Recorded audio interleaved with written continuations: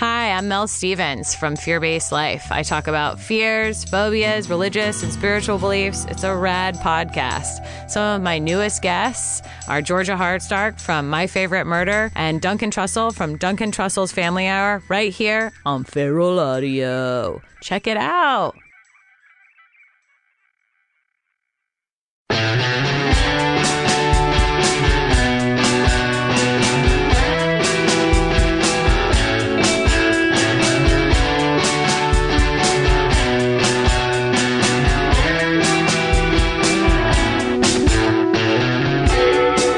I'm Alie. I'm Georgia. We just had a slumber party with Megan Gans, and we're still like reeling from it. She just left the slumber party, and we're like, what just happened? This is the longest podcast we've ever recorded. We were sitting in our pillow fort, and it got dark. It got dark. It was dark in our pillow fort. We were in our pajamas. Honestly, the sun set. And it got dark outside, and it got dark in the pillow fort. We started our podcast out of the gate talking about vaginas and multiple vaginas on one person. You're going to have to listen to the podcast to find out who in the fort had more than one vagina at birth. Do you know what slumber party this episode got? What? Real. It got real. Got real. So listen, we hope you enjoy Slumber Party with Alie and Georgia with our lovely guest, Megan Gans. We talk about everything from female anatomy to making it as a television writer to our darkest secrets to relationships. Just sit with us for 2 hours. It gets fugly. Oh, Jesus. This is Slumber Party with Alie and Georgia. We hope you guys like it. I think they're going to love it. They're going to love it. Oy vey. We're in a pillow fort in my apartment. It's 1 million degrees Celsius, which is so much hotter than Fahrenheit. And we're in our pajamas, which are also very warm. Can I tell everyone that I'm wearing bathing suit bottoms? I can see that. It's so hot. I am wearing a little nightie from Target. It's nice. Our producer Dustin is wearing robot pajamas. We've constructed a blanket fort, and this is a slumber party podcast. So we're going to talk about embarrassing moments, ghost stories, secret crushes, kitchen raids, farting, drawing dicks on faces. Yeah, putting unmentionables in the freezer. Hey, Alie, let's start Slumber Party off by telling each other one thing we learned this week. Do you want me to go first? Or do you want me to go first? I want you to go first. Why? Because you don't like yours? Because mine has a lot of words that I'm afraid of misremembering. Okay, well, mine has a lot of words too. Okay. But Georgia has this written on a piece of papier. I'm going to start by telling you that I found today a YouTube channel. Oh! It's produced by a company called Got a Kid to Feed Productions, which is hilarious to begin with. I already hate it. No, you don't. Is this a Coney 2012? No, it's called Real Actors Read Yelp Reviews. And it is amazing. Alie and I talk about Yelp reviews a lot. Whenever we leave a place, we write like a fake Yelp review at each other. And it starts with this. It always starts with, Alie, what does it start with? It's my birthday. It was my birthday, and they made us wait. Okay, so there's this channel on YouTube, and it's these like Broadway and like these like Broadway actors reading Yelp reviews. I hope they're wearing dance belts when this is occurring. It is gorgeous. It looks like a PSA, but it's them reading Yelp reviews in like dramatic tone. Yes, I can give you an example because thank you. I printed one out that I found. A Yelp review that I found. So, Alie, I need you to read this Yelp review in your best dramatic. This is a 1-star Yelp review from a terrible chain restaurant that I found, and I printed it for Alie to read, and I highlighted it. So, Alie, will you please, if you please? This is like if you handed me a kitten with diarrhea. Like, I don't want it, but I can't. I know, but it's still a kitten. Okay, here we go. This is from Dave S. He lives in Bell, California. Of course he does. Hey, Georgia, real quick, where's Bell? We don't fucking know. You know why? Who lives there? Dave S. I saw a fight break out, and a dude pulled out a gun. I saw a guy get stabbed a different time. Once, this drunk lady grabbed all the balloons and passed them out to all the kids. I went for a quick bite, and this guy was passed out in the bar. I took a picture with him. One time, I went, and there was a wait, so I went to the restroom, and there was vomit in the middle of the floor. Guess that guy didn't make it to the toilet. I left that time. This roadhouse needs Patrick Swayze. What the fuck is this? Applebee's. No! I snorted. Did you hear that? Wait a second. This is an Applebee's review? Yeah. This is awesome. Can I just tell you how difficult it was to find like like there were so many bad Applebee's reviews that like this Dave S. I want to hang out with Dave S. Like, you know what pisses me off about this is that he gave it 1 star and I would give it like 5. Yeah. I want to go like tonight. I don't know what you're up to. Yeah. Is it in Bell? I'll go. I would go there. If some drunk lady gave me balloons and I got to take my picture with a drunk guy at the bar and I got jalapeno poppers, what the fuck? Of course. All right, so Real Actors Read Yelp is something that you guys should go find. That's what I learned this week. I learned that there's a thing called a quasar. It's in the galaxy. Oh, Alie. There's this thing, it's in this black hole of this other galaxy. It's a quasar. It's called Applebee's. It's called Applebee's. there's this quasar. It's 12 billion light years away, which means that when we look at it, we're seeing what happened 12 billion years ago, which is like, what? And it has enough water in it to give every person on Earth all of the water on Earth times 20,000. See you later, Fiji. Right? See you later, Evian. Right? You're out of biz. I don't need you, Britta Felter. I'm cool, thanks. So everyone who's like, oh, don't waste water, it's like, hey, bitches, there's this quasar 12 billion light years away. We just get whatever we need there. They got raging waters. Yeah. They got banana slides. Yeah. I don't know what a banana slide is. What are those slides that you put on the lawn? Oh, slip and slide. Whatever. I bruised my ribs so hard as a 12-year-old on those, and I loved it. Yeah, I got so excited. And my sister and I had like a water slide. I think it was called a crocodile mile. We set it up. Oh my god, I remember those. Am I right? I was so jealous of people who I had like a backyard that's pretty much the size of this tent, which is tiny. Yep. We didn't get stuff like that. Suck my crocodile, because we had a crocodile mile. My sister and I hit that so hard the next day. We're like, do you have marks on you? And we both had bruised ribs. I mean, your dad beat you too that night, well, right? Sure he did, but he was drunk. It was fine. So there's this quasar. It has 20,000 times the amount of Earth's volume for every single person on Earth.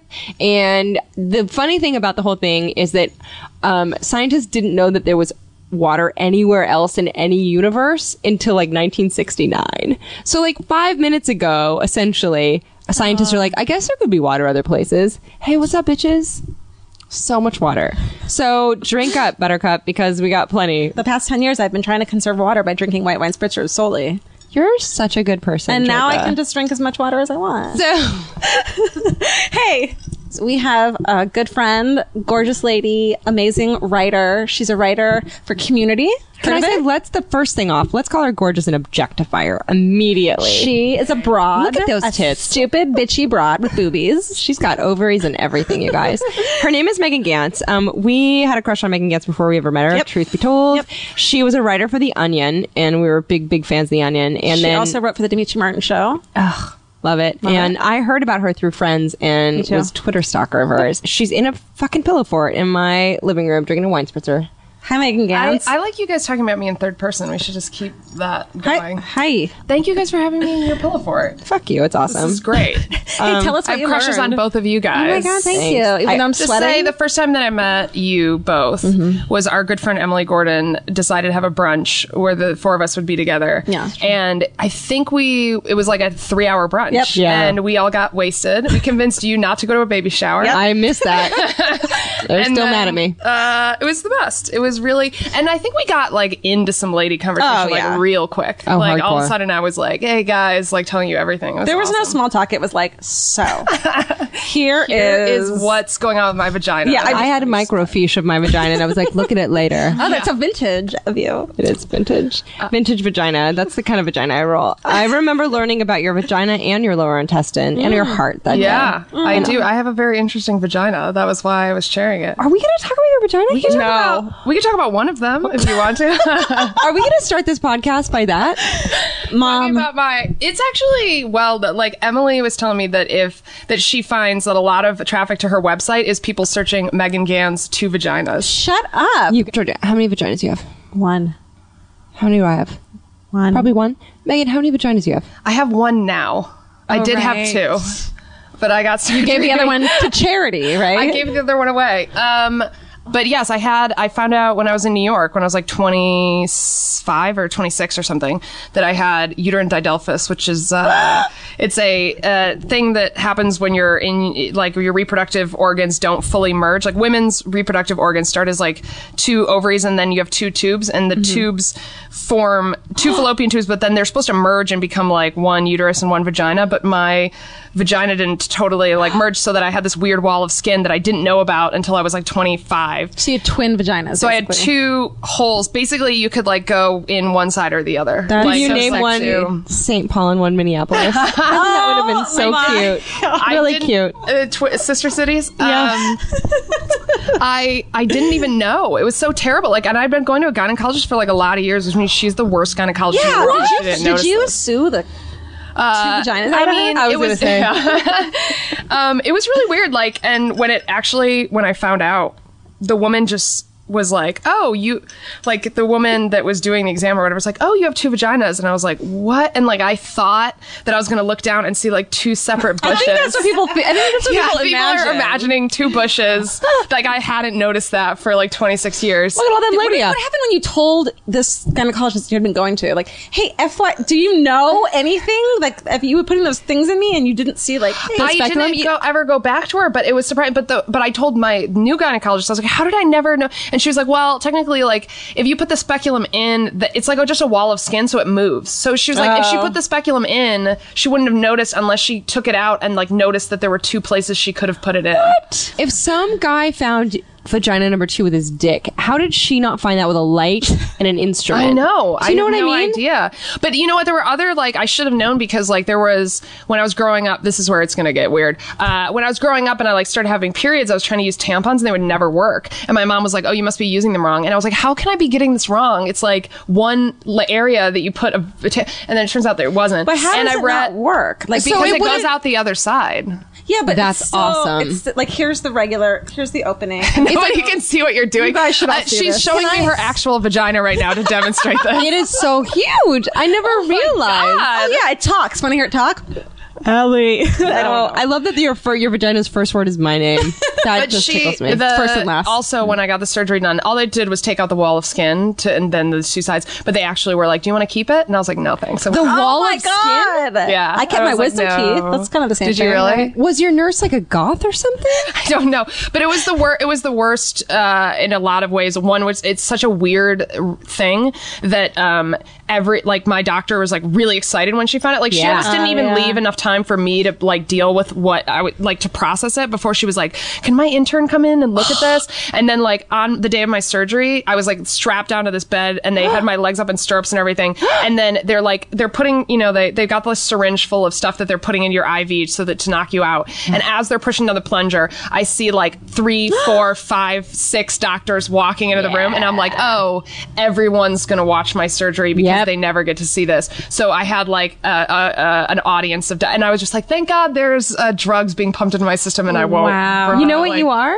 You're a vaginal unicorn. Everyone's so excited about that. I didn't know this existed. Now I'm just boring. You're pretty boring without that. Well, were you like, when you make 2 vaginas one, will my vagina be extra capacious? I asked them that. Will I have a huge capacious vagina? Capacious. I actually said, am I just going to have one big vagina? And she was like, well, those were my words exactly, one big vagina. And she goes, well, no, because like whenever you've been having sex before, this wall of skin has just been moving. So it's the same amount of space. It's just that, you know what I mean? Okay. It's like there was not that wall to stretch anymore. All right. But then I called an ex-boyfriend of mine that I was still friends with, and I was like, oh my God, you're never going to believe what I found out today. And he was like, oh, I guess I sort of knew that. And I was like, what? And he goes, well, I always knew there were 2 ways to go. I don't understand this guy who's like, I always knew that there were 2 ways to enter And he your never vagina. told me. What the fuck? I would don't be like, know. if you had 2 dicks, I'd be like, what's up? Which one do you want? What's going on there? And not to mention, like, there's always 2 ways to go. So you really had 3 ways to go, if you think about it. I mean, Oh, you're talking about buttholes? sure. Are we always talking about buttholes? you guys, I just wish we weren't so shy, the 3 of us. I'm so bashful. Let's talk more about butt sex. I have a question though. So you were a stand-up in your mid-20s. At what point had you always been writing? Sorry to get so embarrassing about this is really talking about personal. I stand-up. want to talk about this. I started writing really early. Like I always really liked writing, but I started doing stand-up when I was like a freshman in college, and I liked it. I don't like the performance. I like the writing jokes part of it, but I hated the performance aspect. How come? I just don't like being on stage. I don't like being in front of people. I say like too much. I have like a lot of tics that I don't enjoy broadcasting to the populace. And I just feel like I'm so much funnier. If I could just write all my jokes and then hand them off to somebody else and they could go on stage and then do all that material, I'd be like, So wait, you're in Los Angeles and you don't like the attention. I do not like attention at all. I don't get it. I don't. They've like I know people are they never understand like on the show they're like, do you want to be like an extra in a scene? I'm like, no. And they're like, really? I'm like, no. Why would I like if I wanted to be an actress I would be trying to do that. I'm not interested. And then when I was on Dimitri's show, he actually like he would put us in sketches and stuff, just as like in backgrounds. And I kept being like, no, I don't want to do it. And then everybody takes it as like, oh, you're being modest. And I was like, no, I really don't want to do it. And then I was in one and I accidentally looked into the camera and the director like got mad at me. And I was like, went into this big Christian Bale-esque rant where I was like, yes! I'm not a fucking actress. Like I was just like, so that was the end of my acting career. That's incredibly endearing that you're like, no, I'm good. Yeah. I don't want my to. big break. I don't care. Can I say that I've recently called that bailing someone out? Like if you bail someone out, you rip them so many new vaginas. I'm gonna bail you out so fucking hard. So you're like, you're a Los Angeles anomaly in that you don't want a lot of attention on your face, but rather your brain. So you were doing stand-up. At what point were you like, I want to be writing scripts instead? No, I always wanted to write for The Onion, and since I was very young. But it's such a specific field that I didn't know how to get into it. Because what do you study in order to like be in the satirical arts? So I went to school and I was studying English, and I always really liked writing. I always found that I could bullshit really well. I had no interest in like scholarly pursuits though. I really liked writing and I really liked making points, but I didn't like learning anything. I just wanted to I wanted to argue points. I wanted to be able to always bullshit my way into sounding like I knew what I was talking about, but I didn't actually want to know anything. So The Onion was like perfect for that because it's all about like pretending like you're in a, you know all about NASA, but you really don't. Yeah. And you're, but I was like, so then when I was in college, I wrote for basically like a ripoff of The Onion that they had at U of M called it Michigan Every 3 Weekly. So I wrote for them, and then we got contacted by The Onion, and they were doing because they had sent out a thing to a bunch of humorous publications at different colleges because they had started this all new program that they'd never had before, which was like an internship where they actually taught you how to write and you got to write and publish stories. Wow. So I applied to that and then I got that job, and that's how so my first job out of college was actually writing. How stoked were you at that point? I was super stoked. Your first job out of college was writing for The Onion. Yeah. I never worked a real job. Crazy. I mean, I worked like when I was in college and high school. In high school I worked at like Banana Republic, and like in college I worked at some different you there at all. But I know, oh my God. Jackie. Banana Republic was like the worst job ever because it was one of those where they would come in and they'd be like, today we're pushing belts. And I was like, it was my birthday and I had to work at Banana Republic. How do you not choke yourself with one? God. I actually had one of the best experiences of my life. I was like 15 working at Banana Republic, and I was in the dressing room, and these two guys come in, right? And they're trying on all these pants. And this guy comes out and he goes up to me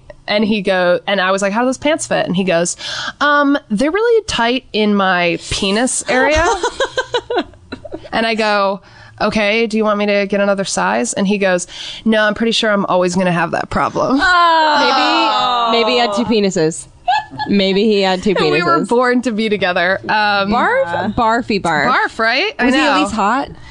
No, and he was trying on like mint green corduroys, and I was like, what? It was like really, ugh. What a blight. I know. What a blight on the manscape. If you're hitting on me, never say the word penis. Never say the word penis. Also, don't hit on high school girls. Yeah, I know, right?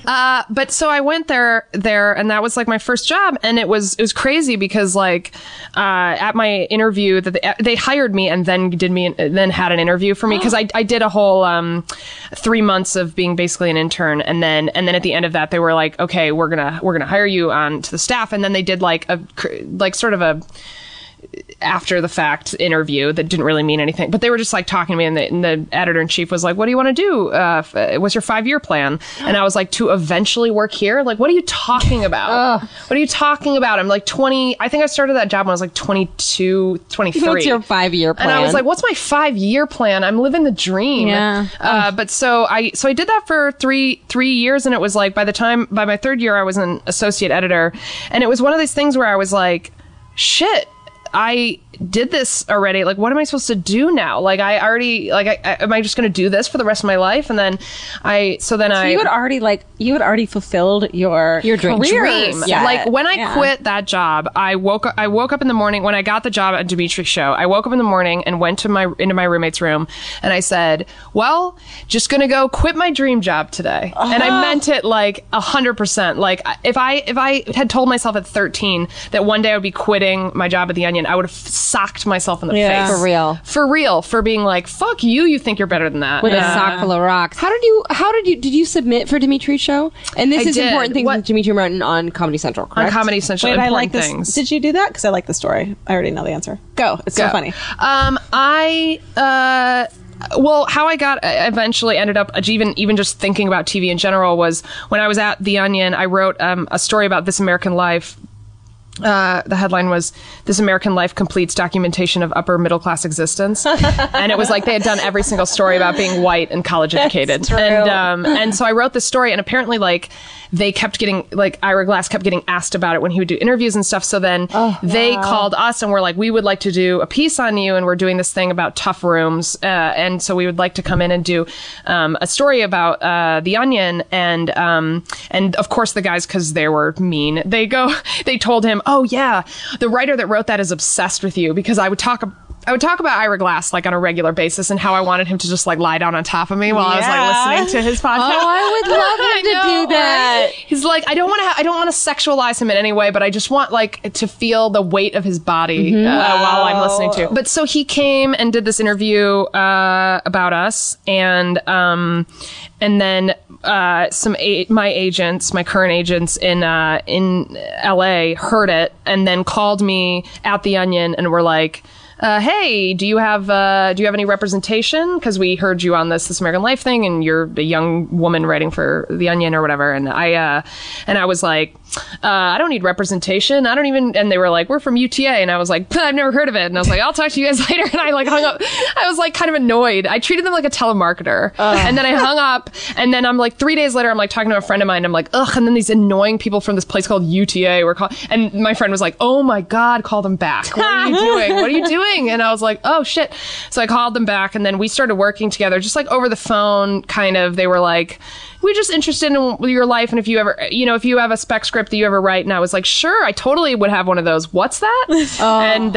And then they told me what it was, and I was like, cool, I guess I'll write one of those. And then what actually happened was that they told me that Colbert was looking for writers, and I wrote a packet for Colbert. Did you just get, when you had the opportunity to write for Colbert a packet, were you just, like, so nervous? I was excited? super nervous. Like, how did you approach that? Like, where do you start? I was really, really nervous, but I also absolutely love that sort of format because we had one of the things in the packet was like writing the word segment, and that is really fun because it's essentially like writing a really funny debate. I mean, like, he presents an argument, and you have to make that argument make sense for his conservative values. Yeah. But then you have to undercut it with these things that are, like, happening on the screen. So you have these dual dialogues kind of happening where he's arguing one point that the screen is sort of like saying the opposite. Yeah, I love that. And it was super fun. Like, I had the most fun writing it ever. And I got an interview off of that packet. They wanted to interview me, and then as soon as I got the interview, my agents were like, "Cool, we're working together." And I was like, "Okay." And then I didn't actually get that job. Okay, so I went into this interview having absolutely no idea of what was going to go on. They told me that I was just meeting with one of the producers, and I walked in, and I saw her, and she was like, "Oh, just go wait in my office." And I walk into her office, and there's 4 men sitting there, and I'm like, "Oh shit!" And then I start shaking the first guy's hand, and then I realize out of the corner of my eye, I'm like, "Oh my god, that's Stephen Colbert." And I was like, "Oh my god!" And then my brain, like, stopped working, and it was like, and then for the rest of the interview, the one hemisphere of my brain was just going, "It's Stephen Colbert, it's Stephen Colbert, it's Stephen Colbert, it's Stephen Colbert," and I couldn't think of anything. Like, he asked me where I went to school, and I was like, college? Like, I had no idea. I was so scared. And then the last question of the interview was like, "Just talk about the news." And I was like, "Oh my god." And I literally started it with, "So bird flu's been big in the news lately." I'm not joking. To Stephen Colbert's face, and he somehow didn't punch me, and I was like, ugh. And then I walked out and sobbed all the way home because I was like, I fucked it up. I fucked that up. I'm such an idiot. But then it turned out I was like, it came down to like me and him. So I was like, I almost had it, but then I didn't get that. But then we were working together. The next packet they had me write was for Dimitri's show. I wrote for that. I got a phone interview, and then they hired me. And then I quit my job, and I was out out in LA 2 weeks later, and I started working for. And you'd been in New York for how many years? For 3 years by then. And I'd never written for TV, didn't know what Final Draft, like hadn't worked in Final Draft ever, and all of a sudden it's like my job. What were your packets like? What did you have to do for packets? For what Dimitri's, is a packet? I'm air quoting so hard right now. It depends on the show. For Colbert, for instance, it's like you have to write a word segment, a tip of the hat wag of the finger. You have to write like a what was the other thing? Some desk piece sort of type thing. For the Daily Show, you have to write correspondence pieces. For Dimitri's, it was write a live thing that he can do in front of the audience, and then also write a 2 sketches. And I had never written sketches before. And so I wrote these 2 sketches. So I got this phone interview, and I was talking to my agents, and I was like, what do I do if they ask me about my sketch experience? Because I don't have any, and that's just sketch. It's a sketch show. Yeah. And they were like, just, tell them that, you've been really interested. They were trying to give me ways to like get around it. They're trying to teach you to bullshit coach bullshit you? away from it. They were bullshit coaching I you. was just like, I'm going to get caught. Like, if they start talking, I'm going to get caught and not knowing. So then when they called me, of course, the first question of the interview is, how much sketch experience do you have? Wow. And I said, did you read those 2 sketches? Because that was it. And I was like, if you guys like that, I'm a really fast learner. I'll write more like that. I can't wait to like learn more about sketch writing. I'm really excited about it. That seems like a total fuck up. Yeah. But they hired me, so. 2 pies. Well, I love I'll make that. I more remember you pies. telling me once that, like, you lived in New York and you were friends with a lot of comedians, a lot of sketch writers. Every single fucking person submitted to write for the Instagram show, including the guy you were dating. The guy I was dating, yeah. Right? Did and submit. like all these dudes and fucking Megan fucking Gans. And it was. I love that. And It's so here's the great. biggest shocker: not dating that guy anymore. Yeah, you are. Wait. You competed against him, and then you won the job, and you guys stopped dating? We technically stopped dating. The day that I turned the packet in, we got into a really big fight About the packets, kind of not about ours, but about it was going to happen. Like, we were not good together. Did you respect his intelligence?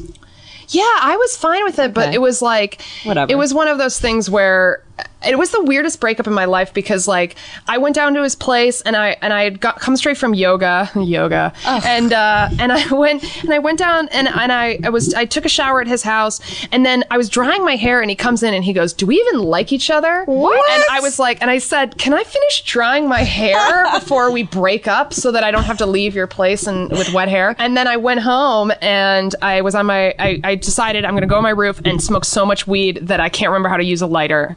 Good for you. That was my plan, and I did.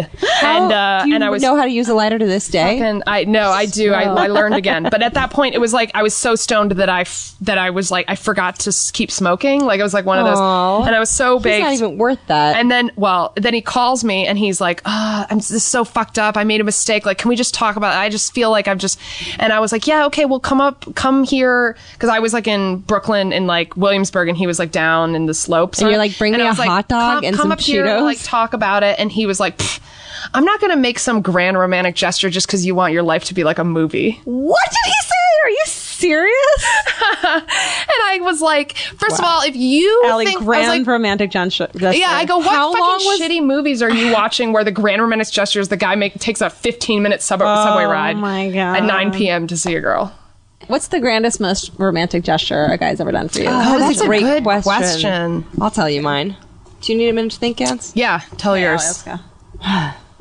Okay, this is the grandest, most romantic gesture. I dumped a guy because he used the game on me, and I found out about it. What? We talked about this with Dave Horowitz on that episode. But a guy used insult seduction to get me in his grip.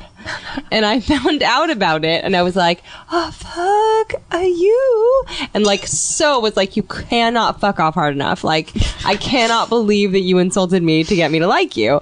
So I dumped him, and then he drove like 35 miles to leave warm peanut butter cookies on my doorstep and a dozen roses and like a handwritten note. And he put them on my doorstep, and he split. He went right back. He wasn't like, Can I come up real quick? How those cookies? He was like, he split. He's like, I left these here for you. There's a note. I want you to read it. And of course I was like, oh, I'm cookies. Cookies first. Yeah, I ate the fuck out of those. And then I read the note. But wait a second. Okay, a couple months back, a guy that you weren't even dating dropped a package off in the same kind of gesture. You're talking about the guy in sweatpants who left jewelry in the bushes when I had a guy up in my apartment? No, That happened. No, I'm talking He about had you a were fiance. sick. Wait, who the fuck is that? Yeah, some guy had a fiance, but left. He's like, I left you some jewelry in the Who? bushes, and I was like, I have someone over.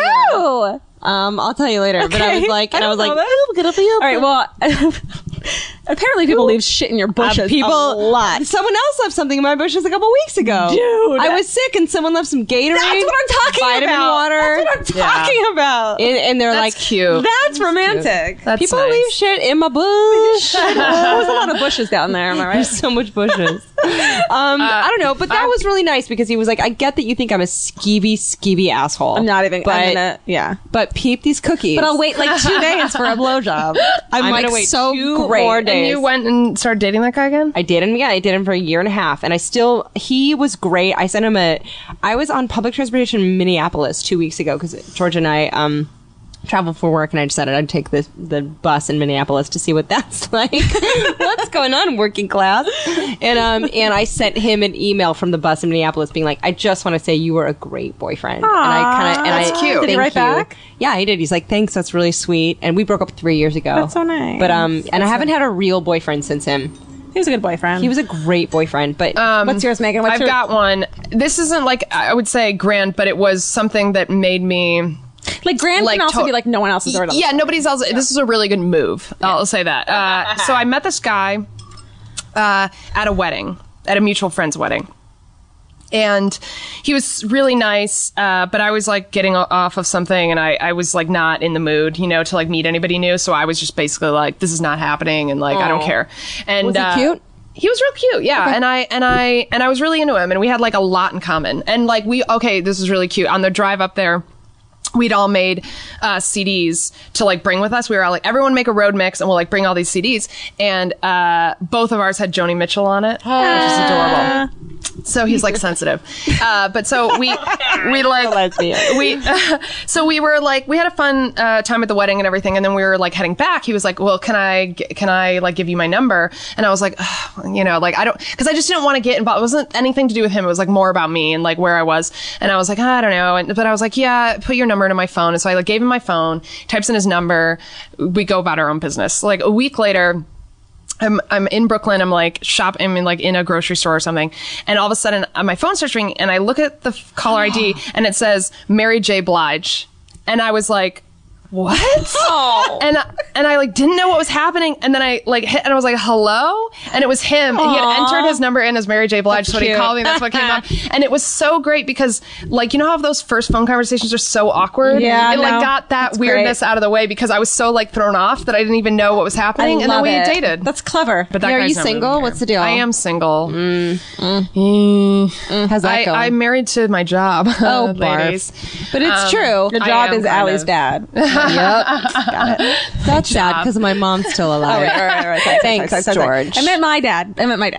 Marty Hartstark. We're going to show Marty Hartstark. but I mean, the thing that's gross about that is that it's true that like if you have an all-consuming job, like you kind of do have to prioritize that over like watching Netflix with a dude and giving like long sensuous hand jobs to the man that you love.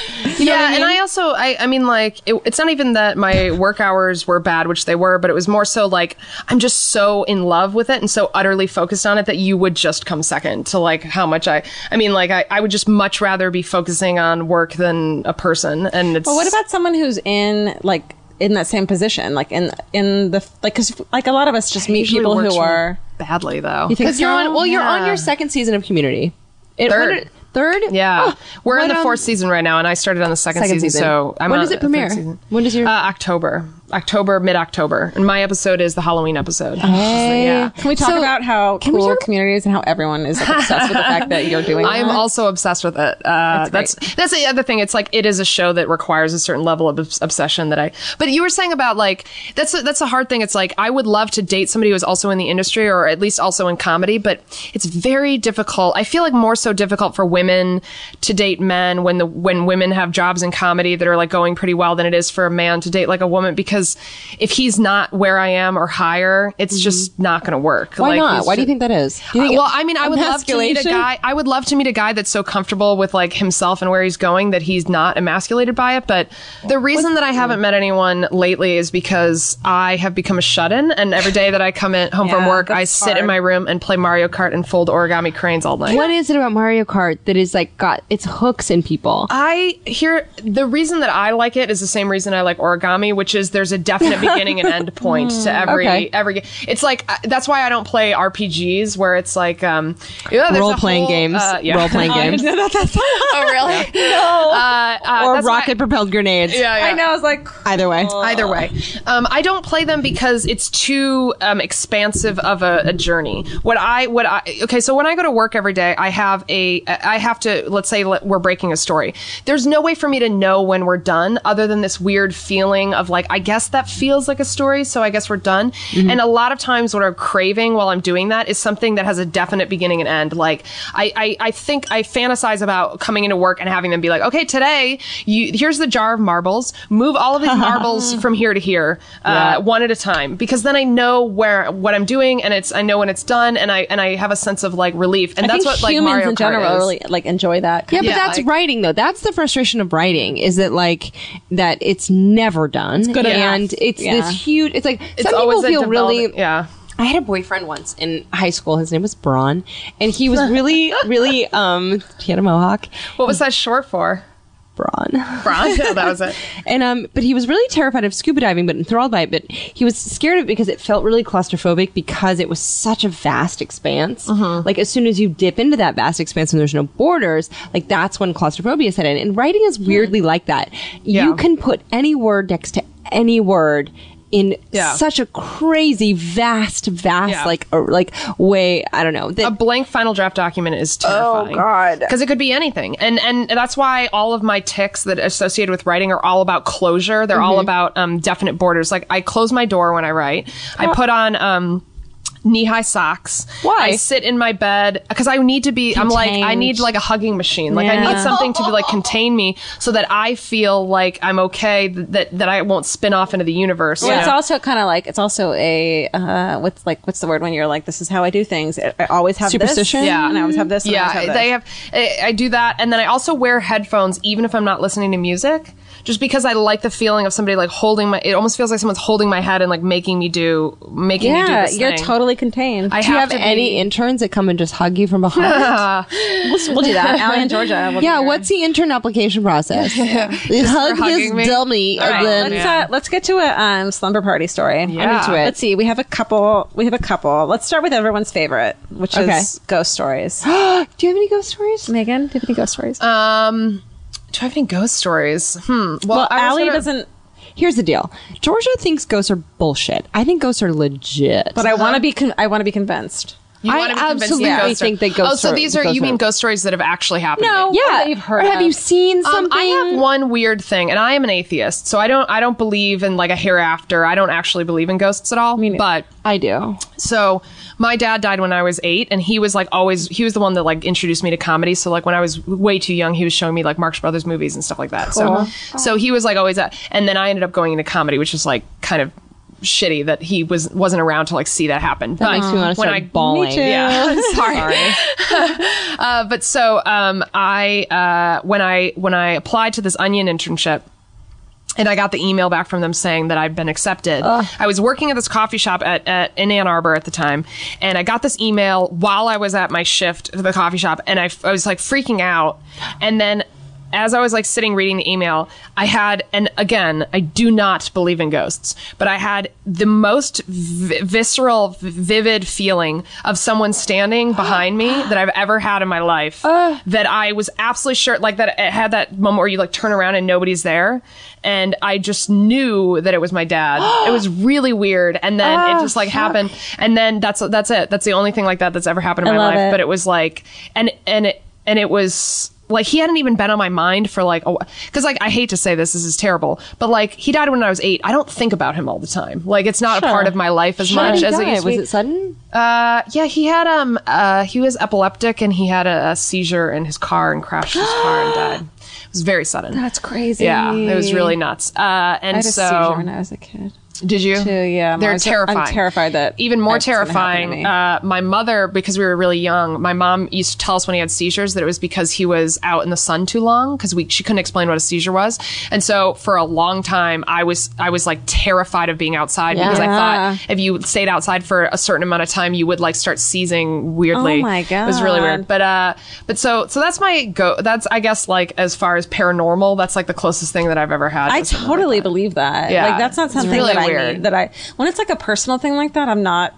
But then when it's like I was hanging out in my apartment and like, I don't believe like any my of that sock bullshit. went missing. No, I don't believe that. Can't. Hey, you know what? My sock went missing, and you know that I freaked out. No, but that's not what I'm sorry. I'm not trying to pick on you. Like, I really couldn't think of anything else. And we're in your apartment. No, I and, know. like, I love that George is like, I'm going to say something that's so preposterous, and it's something that happened to me. It's you a were sock scared? went I didn't missing, mean and I was that. like, this shit's haunted as I'm fuck. not telling you you're Here's crazy. why. Alie. Well, I mean, and I always say this to Georgia. It's like, there are like radio waves and text waves, and like if you were to put like a TV antenna, you could like watch if it were a couple of weeks ago the Olympics or whatever.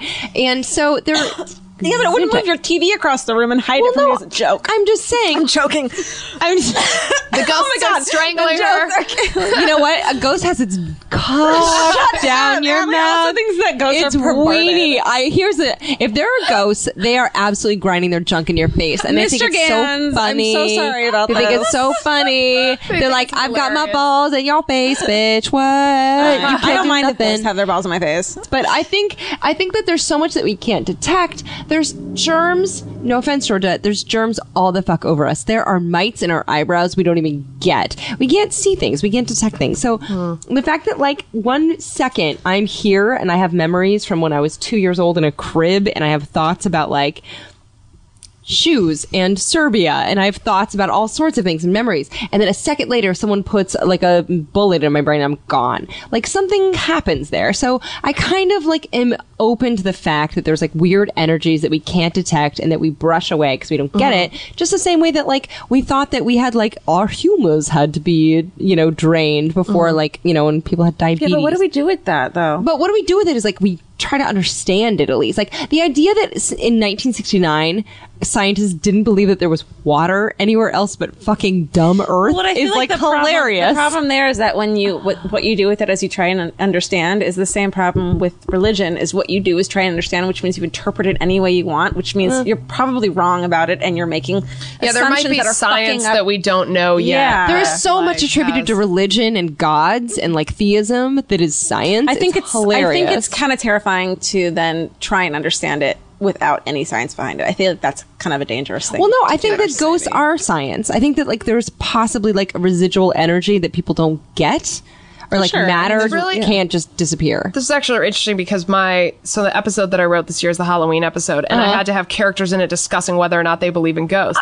And I know, so that I have this conversation, and one of them is saying exactly what you're saying, which is like, I believe that people can have unresolved issues that plague them, like it Britta? that they can, yeah. Of course it's Britta. You know what I was going to ask? Is it Joel McHale without a shirt and then suddenly he's tenderly mouth kissing me? He does have no shirt on in this episode. Spoiler. How do we I both will know lick that, the Alie? fuck out of his nipples. Alie, how do we both know that? We both knew because ghosts are like, Joel McHale's not wearing a Britta. shirt. It's Not wearing Britta. a shirt. But it's this argument, and if I can say that I made a good point on behalf of Joel's side,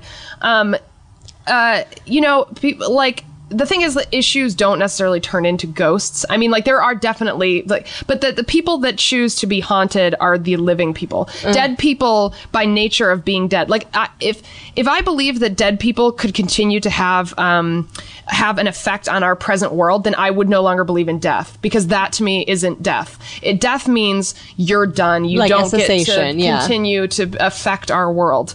And so for me, it's more of a factor of people allowing themselves to be haunted, people preserving the energy of like when you go into a house and you learn that people were murdered there, and you start having the feelings of there's something wrong in this house. It's because we as a society need to feel like there's some right and wrong in our world. And so we need to feel like bad energy is kept. Like, if something bad happened here, that there's some memory of it, because it's too fucked up for us to believe that you could murder your whole family and then the new family would just walk in and nothing would happen. Yeah. So I think it's more our need to make life meaningful than it is a need to make post-death meaningful. Like, we want to believe that there was a reason for everything that we're doing, and it doesn't just stop in the blink of an eye. Yeah, like killing your family will there's have no some consequences residual effect in the world. So you believe in our own memories and our own emotions. Yeah, I believe that people can be haunted by things. Yeah. I don't believe that ghosts are causing haunting to happen. I think what drives most people in any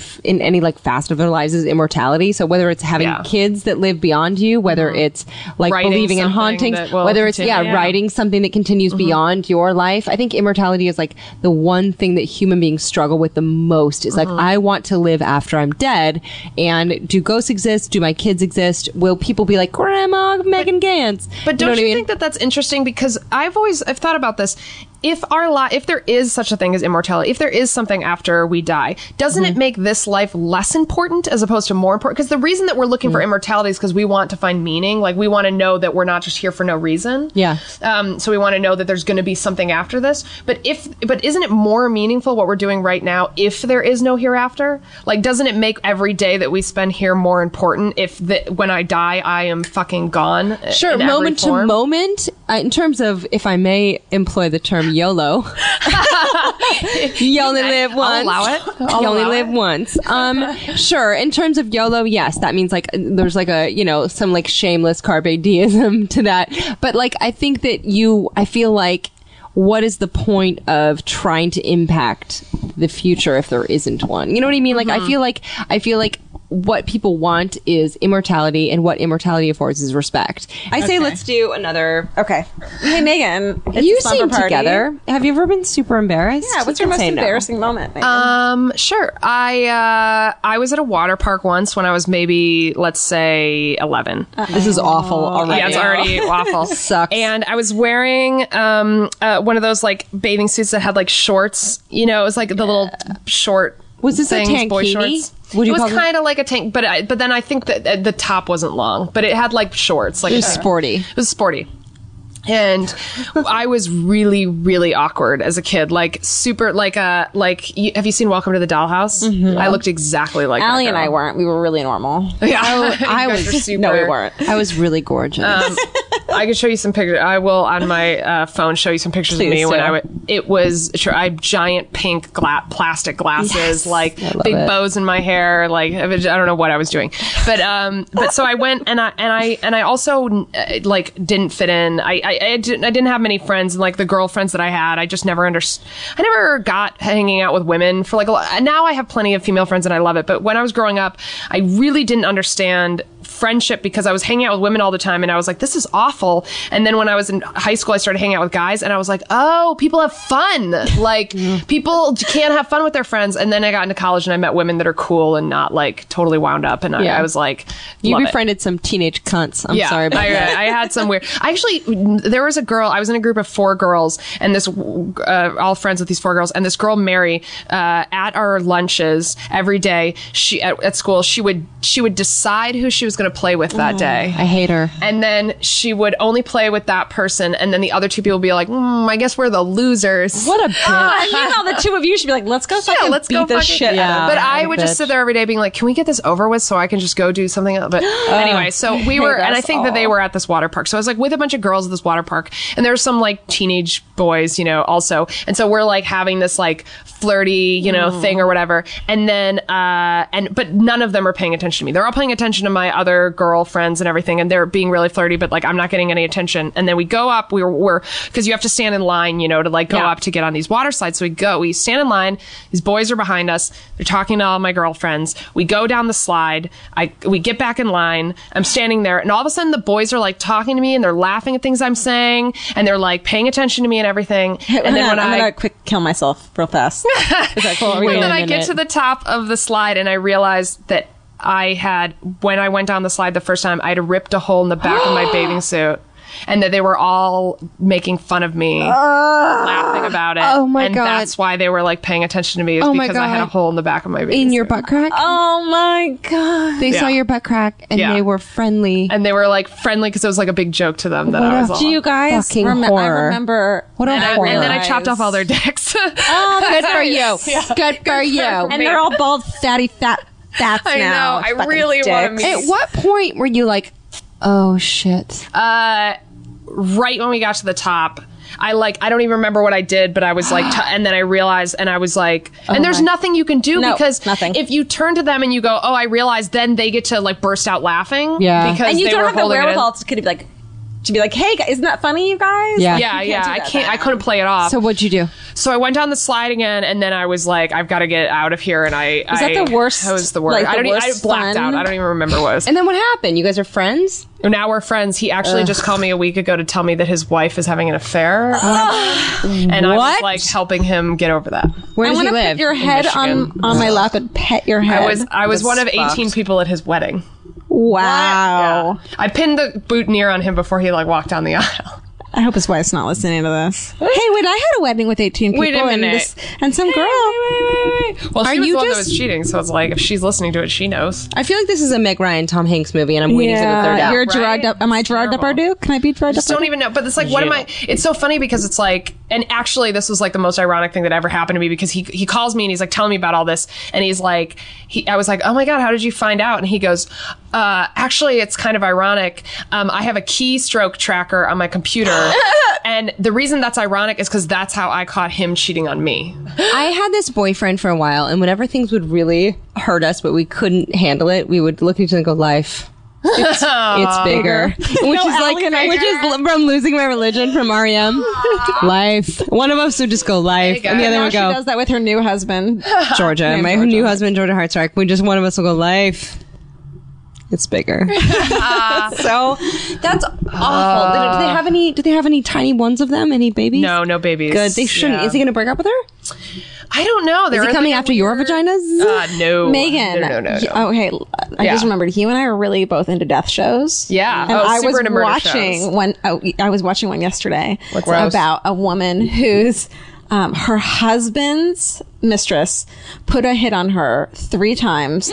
Each time the gunman missed her. What? Until he finally shot her in the stomach. And then, and she lived, and she found out about the whole thing, got back together with her husband. Bitch was touched by an angel. And she was like on 2020 being like, no, he's not. It's fine. Have you guys seen that documentary Crazy Love or something like which that? one's that? It's about this guy was obsessed with this woman, so obsessed with her that he threw acid on her face. Oh, yes, and then she yes, ended up yes, marrying yes, him. yes. No, she didn't.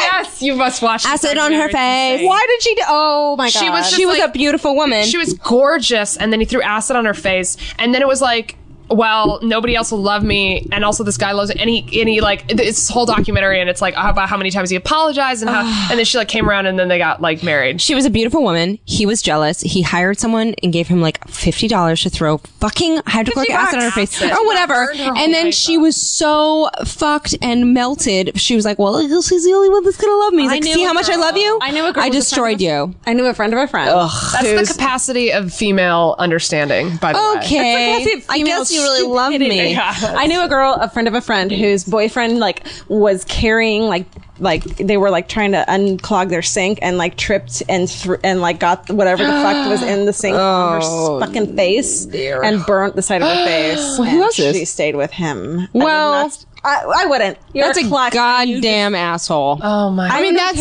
an accident though.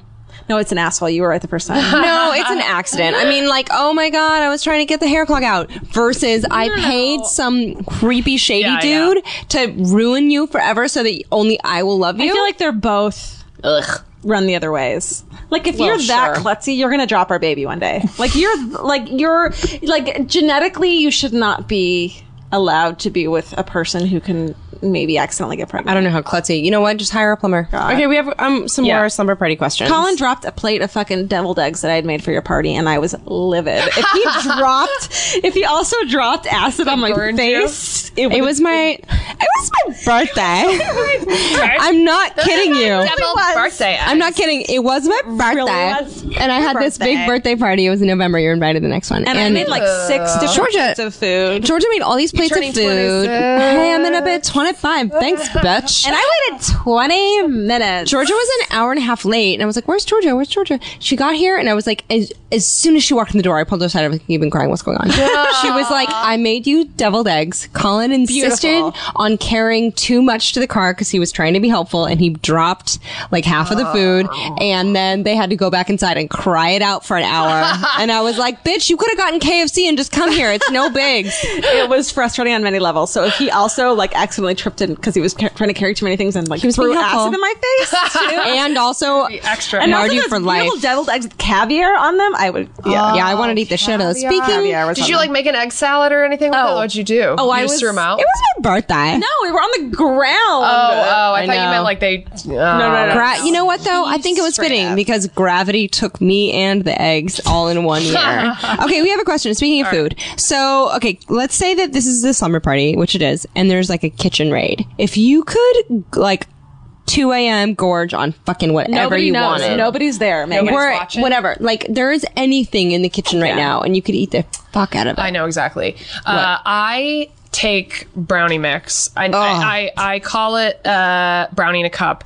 Now I have to use gluten-free brownie mix, which isn't as good, but just brownie mix in a coffee mug, and then a little bit of water in it to make it like dough, like a paste. The powder, just and the then powder, water. and then water, like paste, and so it makes it like a paste, and then just fucking spoon Yes. it into your face. Wow, it's super good. I love this question because everyone has the most interesting. What do you do when you eat it? Do you watch TV? Do you stand over the sink? What do you do? I watch TV. Sometimes when I'm feeling naughty, I heat it up in the microwave. Motherfucking hell yeah. Sexy. I also, when a lot of mine, I feel like I get really stoned and I eat weird things.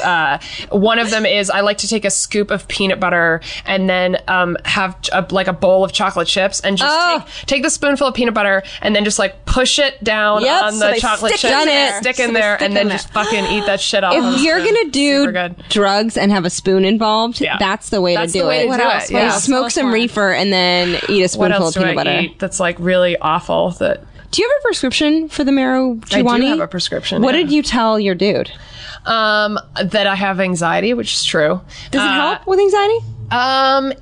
My mom says it. It does. It does help with anxiety. I don't really think I have that. I don't think I have enough anxiety to warrant as much weed as I smoke. Well, you know. But what it helps with more so is because of the gluten thing. Like, I have like nausea pretty constantly, and it really helps with that. Wow. Also, I have an overactive brain. That's mostly like if I could say my brain is overly active and I want to be dumber sometimes. That's the real reason that I smoke weed. I think that's anxiety. Yeah, it's just, but it's not. It's like I come home from work and it's like I can't stop thinking about the show and like about what's going on there, and so then I'm just like, oh, I want to be retarded. Like I want to feel like my brain is broken, so that I can watch reality TV and just like laugh to myself every once in a while. Yeah. You know what's funny is I think most people self-medicate using television, but you make television, so you have to go one step beyond. Oh wow! Yeah. You know what I mean? When you watch interesting. television, do you look at these characters and like I know what they're? That's why I don't watch comedies anymore. That's why I only watch murder shows. When I see like commercials, I see their headshot. Yeah. Like, this is what your headshot looks like. I watch TV shows now and I'm like, oh, this was clearly like one of their lower budget episodes because they're all in the same sets, or they're like pairing off characters in such a way that it's clear that they shot this person out in one day or something. Like, I think about the production side of it so much now that it's not so enjoyable to watch them anymore. So I only watch murder shows. It's like fucking have a baby. Yeah. You know what I mean? Like you see it, like, come on. And then all of a sudden it's like, why? Oh, God, I'm not. He's like, you can't get swept away because all you're thinking about is like the end result of this. So comedies don't like take me on a journey anymore. I'm just like, What's your like favorite thing to watch then?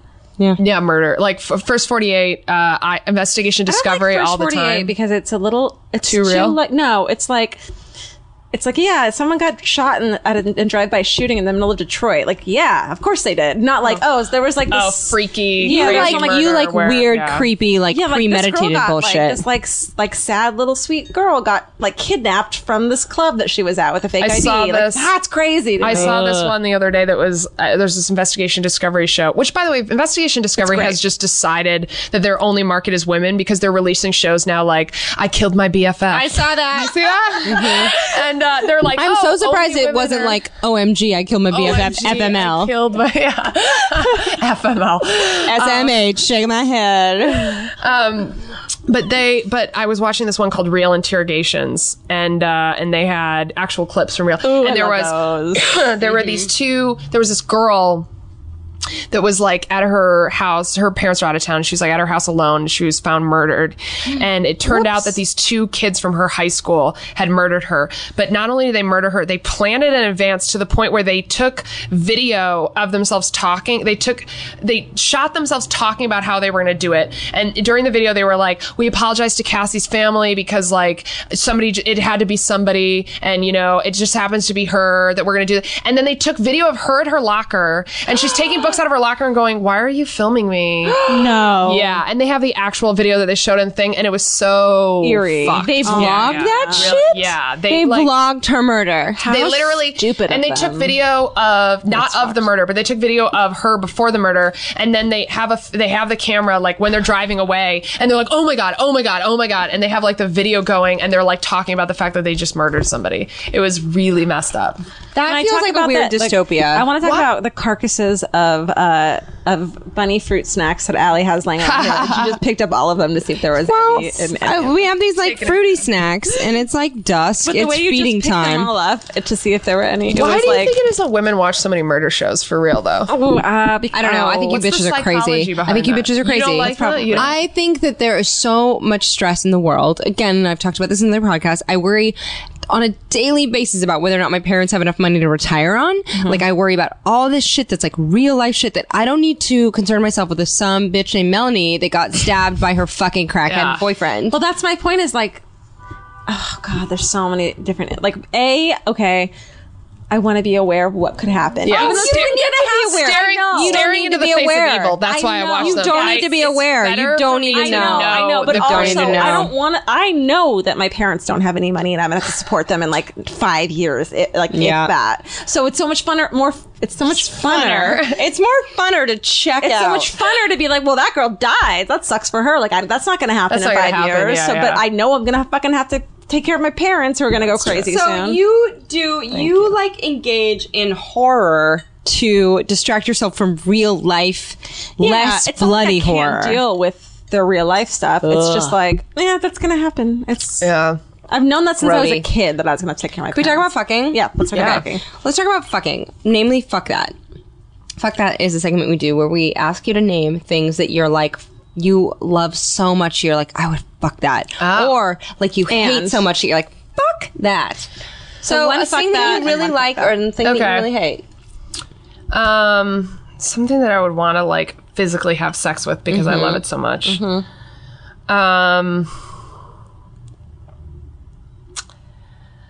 See, but it's like the first thing that springs to my mind are actual men. You mean like non-physical? So I was thinking about Joseph Gordon-Levitt like a lot. Lately. That's fine. Yeah. Do it. What about into him. I feel like he's so twee or something. Super into him. Really? He's got like a sweet face. I'm into that type of guy though. Like I really like Topher Grace. I think he's like super hot. I'm into like nerdy. Like That's your type. But let me think. No, that's good. That's a good one. If I could have a sexual relationship with origami, it would like solve a lot of my problems. I bet. Yeah. Can you be on one of those shows where it's like you're addicted to weird... You know what? Actually, there was a documentary about these people that are in love with inanimate objects, like cars and bridges and stuff. I actually have sexual like feelings towards bridges. Okay, like I not like that. I want to fuck it, but when I see a bridge, I'm like attracted to. Do you get a bone? You get a lady boner? I get a lady boner for it. Like when I was in New York, I lived in Williamsburg, and my window had a postcard view of the Williamsburg Bridge, and I used to come home from work and just sit in my bed and look at it for like an hour. There's something about them that's like beautiful that it's like sublime feeling that I get like looking at them. I feel like there's like a weird peacekeeping nobility to them. Yeah, I suppose. And bridges, I like that notion of them bridging people, like getting people. So bridges, I feel like I've always been really great. Like when the first time I saw the Golden Gate Bridge, I just broke down into tears. I just broke lady boner tear fest. Crazy, and I don't know why. It was just like maybe it was your birthday. So bridges, lady boners. All right. Well, fuck that. I hate it. What do you fucking hate? Who or what do you fucking hate? Like so hard. I know. There isn't. You know what? This is the most like tiny microscopic complaint. But in Los Angeles, there's an intersection, and it is like Hillhurst. Hollywood. Oh, I know that Sunset. Virgil die there all the time. There is an intersection that is so evil. It is so evil. It is so many roads converging in one traffic crotch. Forever. You wait forever. Terrible. La Cienega, San Vicente. Fuck that. Area. Fuck those. Fuck those intersections. You find yourself there like you would find yourself in like a Denny's in Ohio at 2 a.m. where like I didn't mean to be here, but I'm here. And I accidentally went down Hillhurst, and now I have to go left on Sunset, and what the fuck am I going to do? And I'm going to sit here for like 18 minutes waiting for the light to change. And last night I was trying to take a left on it, and sure enough, there were like people crossing the streets that were like making a right, so you can't get past them because someone's crossing the fucking street as slow as they can possibly walk. Fuck it. And then just looking at you and being like, fuck it. What? I'm guys, fuck it. That's my like fuck that. That's a good one. I hate so dumb. I hate driving in general. I really awful. dislike driving. In fact, when I moved out here, that was like one of the biggest things for me to get over was driving. Like I used to come home from working at Dimitri's show, and like parking was such like a disaster because I was living in West Hollywood and I could never find a spot. And I would keep driving past my house and like looking at it longingly, like if I can just get rid of this car, I can go in there. And then I would pull into somebody's parking or somebody's driveway and then just start sobbing because I would just be like, I can't get rid of this giant piece of metal so that I can go lay in my fucking bed like a human being. I know. And why does everyone need to own a giant piece of metal? I know. Awful. We all own bigger pieces of metal than any of us need. That we're driving past each other on just on the belief that nobody's going to cross over these like lines that are painted on the road. I know. Sometimes I'll be driving. This is weird, but I just drove 9 hours up and back from my parents' house, and like somewhere around hour 6, I'll be like, I can't believe anyone trusts me to do this. I know, right? We're driving bullets, essentially. I'm driving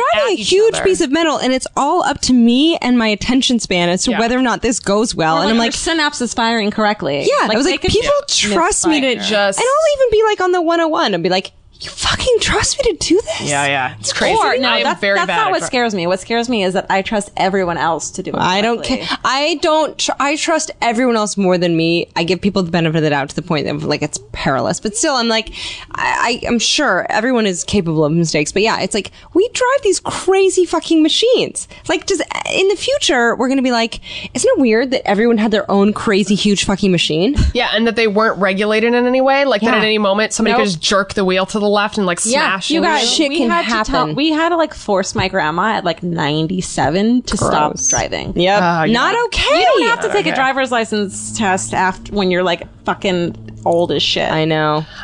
Trust us. I do have something that's fuck that. Okay. Makeup. Okay. I really dislike makeup. Yeah, but you have adorable freckles that I can't deal with. You have a good face, bitch. Stop. I don't like wearing it, and here's why. Because it's something that I don't understand, and that I'm so far away from being able to understand at this point. Like the other day I went in to, and I just wear foundation and chapstick. That's like all I wear. But so I walked into this place to like buy some new foundation, and this woman is like telling me she's trying to upsell me basically on something else. So she's like, oh, you know what's really good that we just haven't is this eyeshadow primer, this stuff that you put on your eyelid before you put your eyeshadow on. And she's like, and I was like, oh, I don't know. And she goes, you know, it's really great because sometimes when I don't feel like doing a full like eye makeup, I just put this stuff on. And like when I'm feeling really lazy, and I immediately was like, oh, so when you're feeling really lazy, you do a step that I've never even heard of before. Like that's how far I am. I've never heard of that thing. And you're like, oh, sometimes when I'm feeling like a real asshole that doesn't care about looking like a piece of shit, I just do this. And I'm like, great, I'll just take the foundation again and then Did you get go. the primer? Did you start quoting passages of Naomi Wolf's Beauty Myth? Yes, I love that. How great a book is that? It's on my shelf right here. But how much does that fuck you up when you read that when you're like 20 or whatever? I was like, oh my God, you're so right. Yeah. But it's really, the reason is honestly because I don't feel like I can do it very well. And also I feel like it sits on my face really weird. I've never felt normal with it. Like I have girlfriends that every once in a while are like, let me put some makeup on you. And then they'll put like eyeshadow and stuff on me. And then the whole night I'm just like blinking weird and like looking at it and being like, there's something on my eyeballs. Like what's happening? And then it's just, and I feel like here's the other thing. This is a big thing with me. I do not like setting myself up for contests that I'm going to lose. So for me, the reason I don't wear makeup is because I don't want you to think that I'm trying to be like a beauty queen. And so if I don't wear it, then you're not expecting. But as soon as I start fucking putting makeup and eyeshadow and all that shit, you're going to be like, in the race. Well, you're in the goddamn race. Here's who I am. This is what you're getting. This is I'm what not you're gonna getting. trick There's you. I'm not trying that hard, obviously. And There's so a funny thing though. When I wear makeup, I feel like I channel something masculine. I feel like I channel a weird, like, drag queen RuPaul mockery of womanhood. Where when I'm like fucking dressed up to the nines, it's like, booyah, on you. Yeah. Like, jokes My on lips you. are red, but not for real. Not because like, I'm aroused jokes at on you, you. but just because I put this red shit on. I feel not silly, because I'm. but I know. I mean, I don't think any of us are wrong, but I feel when I have makeup on, I feel more confident. Period. I feel But like I it's don't a think- big fucking I feel joke. like everybody looks at me and they go, I'm in on it. it's the same thing I feel about dresses. When they look at me, they go, oh, she's trying. Yeah. That's what that's I a feel weird like thing. when people look at me and then I'm like, oh, I don't want you to think I'm trying.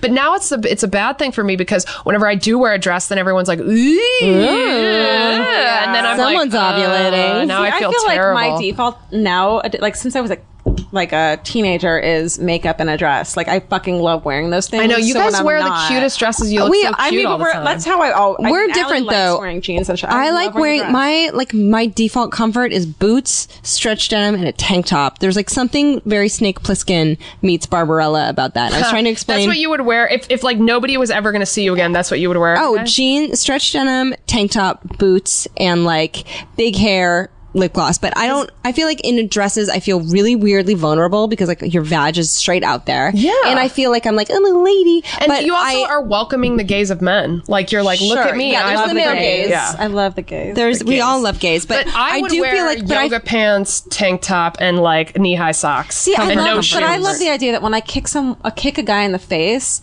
yeah, he's gonna fucking see my underwear, like, because I'm wearing a cute dress, you know, but like in a good way. Like when I kick him, he's gonna. I don't know. There's it's something also- I really like about looking like really feminine and not. And being powerful Yeah. in it. Yeah. And I love- the other thing for me is that dresses necessitate high heels, and I'm so fucking Oh, no, I gargantuan hate anyway. high heels, yeah. I just always feel like, why am 5'10". I putting these high heels on so I can dominate every man that walks past me? guys who know George and I and or whatever, who have like seen us or whatever, is like, oh, those are the girls that wear dresses. So then I show up for a fucking date wearing dress like Snake Plissken from Escape from New York, and they're like, this isn't what I ordered. Like, this is the wrong hamburger. And I'm like, this is me though. Like, I'm powerful. And they're like, no. I feel like it's a challenge to be like, look how darling and feminine I look, and now I'm not going to be a fucking idiot, and I'm not going to go make your eggs or cookies or whatever. So that's I'm not good, going to yeah. make your eggs in my uterus. I'm the other way, which is like, yeah, I'm gonna dress like you, but like, look, there's boobs under here and shit. No, like, there's boobs under here and shit. I love it. And even with you, it's like I meet you and I'm like, I'm not a dodo head. Like I'm still wearing this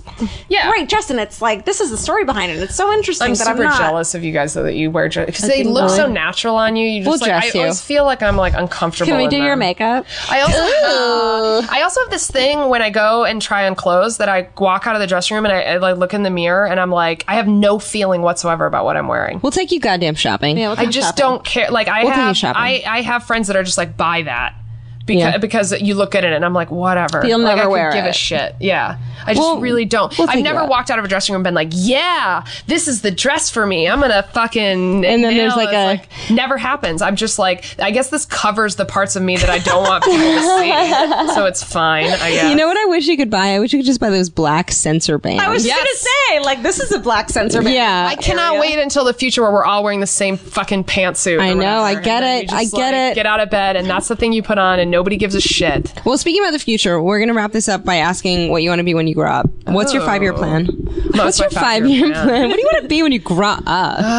That's like so interesting. On your birthday. My birthday. So is this like, because like I already got, I got what I wanted to be when I grew up. I'm like past that, but like if I could say what I want to do if like I don't need money anymore, like what I would just do,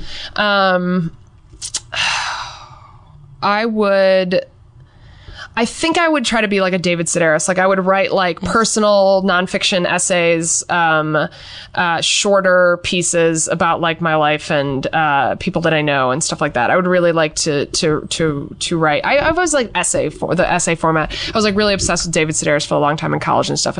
I always wanted to do something like that. Or you know, I'm like trying to write a pilot right now. I'd like to also have like a show. That wouldn't be bad. No. I bet that'll happen. Will you write about us? Of course. I already am stealing I'm definitely going to steal your story that you told me about the salad bar at Whole Foods. I'm already taking that. Like I'm already stealing it. You prepare to should we sue me. say it? Yeah. Allie, ready? No, you can tell it. Okay, so Alie and I, you know, we've talked about this before on the podcast. Expect this in the pilot episode of whatever show that I'm making. We've talked about guys who like to neg, which is like to be negative towards a girl so that the girl will date them. It's a very like the game kind of a play. So Alie and I were at a salad bar getting salad once at like Whole Foods or somewhere like that. And I was talking about a guy who had diminished me for his own advantage. right. And then I yelled at Alie really loud at this like fucking salad bar that was crowded at lunch, and I said, Alie, you need to stop dating these neggers.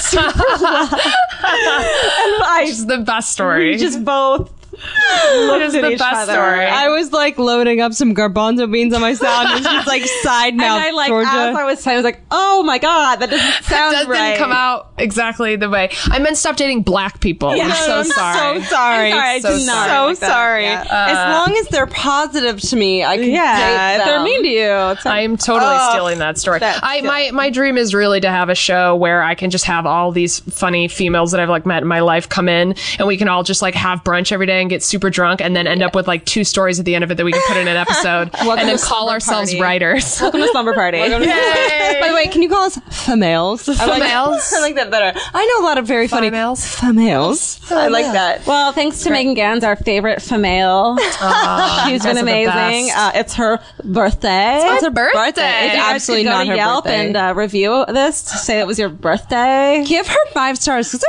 birthday. No, really thanks to Megan for being here in our pillow fort. Megan, how can everyone find you online?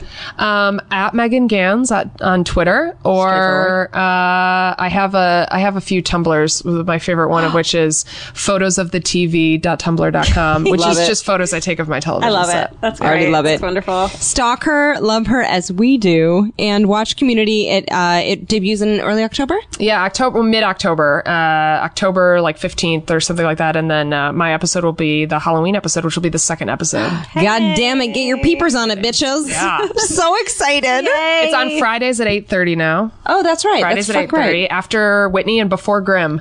So it's not at all a graveyard spot that NBC has sent us to die. We'll be watching the Not shit at out of it. Not at all. You are There's not a such a hospice. cross section of fans from Whitney to Grimm. Absolutely. They will love our show. Well, they will now. Hospice schmospice. Okay. No, I love Community. I cannot fucking fucking wait to watch it. Thank you so much for being here. Thank you, guys. Thanks, Megan. What did we tell you guys? We told you that this slumber party was going to get real and going to get a little fugly, and it did. I feel like y'all that are still with us, like your hair is a mess. Yeah. You're wearing one sock. Is a couple hours have elapsed and You've your been life crying. is different. Yeah. Life's different at this point. You're into it. So you're welcome. Thank you so much for hanging out with us this whole time. Rate us on iTunes. This is what's weird. If you leave us a comment on iTunes, we will read it. Absolutely. It will impact us in our brain areas. You guys, we are so desperate for for people to tell us what they think about us. That's that we creepy, read every dude. comment. Don't we? Are you that desperate for people to tell us what you think about us? No. George is. No, I'm I'm not. cool. But Okay, leave yeah. us a comment, rate us, tell friends, like, hey, I listened to this podcast that was about like a slumber party. And if you have slumber party games or tricks for us, leave us in the comments. Yeah. Whatever type of thing you want us light as a feather, stiff as a Yeah, board, what was your fun truth like or dare? slumber party game that you used to play? Tell us and we'll use it on Slumber Party. Georgia doesn't know this, but the next episode I'm going to put her hand in warm water. What? See what happens. I wet myself on a regular basis anyway, so it's going to be even worse. Georgia's going to urinate next Yeah. episode. Subscribe to us on iTunes. Go to feralaudio.com and listen to all our other podcasts. We have a couple episodes. They're so much fun. I hope you guys like it. There's a lot of other fun podcasts on Feral Audio that you guys will love. Yeah, donate, you rich assholes. Donate, you guys. We're poor as shit. $5, dicks. What's that to you? What's that to you? Some What's drugs? $5 fucking Some drugs, I bet. Soy latte, you Fucking rich assholes. druggie. I love you so much. You guys, thank you so I much. love you so much. Mwah. Okay, bye. I miss you.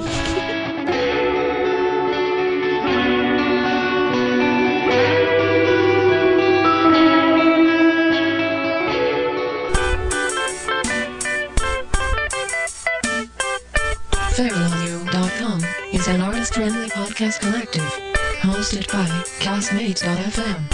Host their own podcast at Castmates.fm. Today, all of our artists reserve the rights to their materials. Your donations directly support your favorite artists, help pay for their show's production, and keep your favorite shows free. Visit FeralAudio.com for other original shows and learn about our community and artists that help make this collective possible. Thank you for listening to this podcast.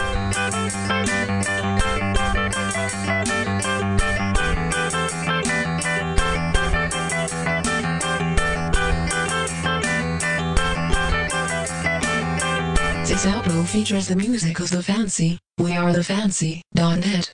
Hey everybody, this is Tim Heidecker, and this episode is brought to you by my podcast, Office Hours Live, which is now on feralaudio.com. It's a call-in show. I take your questions, comments, complaints, and we just get into it. We have fun. We keep it loose. We goof around, and the audio quality is supreme.